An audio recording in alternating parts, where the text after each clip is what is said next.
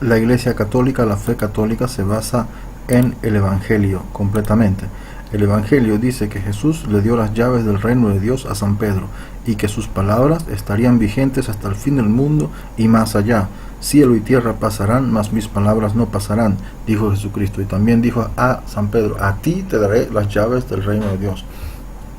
Y también dice la Biblia en el Nuevo Testamento que ahora la sabiduría divina es dada a conocer por medio de la Iglesia, y la Iglesia es precisamente la Iglesia cuya cabeza visible es San Pedro, porque recibió de Jesucristo las llaves del reino de Dios, por lo tanto es vicario de Cristo, y todos los sucesores de San Pedro son vicarios de Cristo hasta el Papa Francisco, por lo tanto son santos padres, porque santa es la palabra de Jesucristo y la virtud de su palabra, y padre porque son padres espirituales santos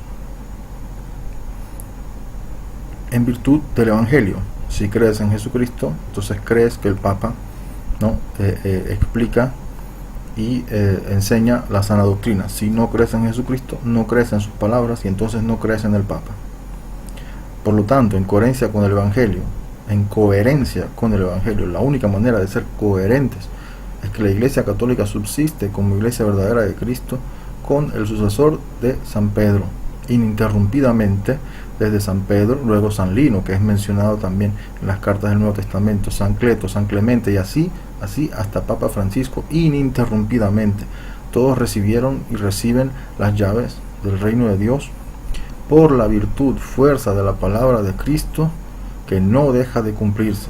Y quien niega al Papa, niega a Jesús y a su Evangelio. Y así pues ha quedado demostrado con toda lógica, en base como fundamento el Evangelio, que ustedes protestantes niegan el Evangelio, pues lo contradicen insultando a la Iglesia de Dios y el Papa y del Papa.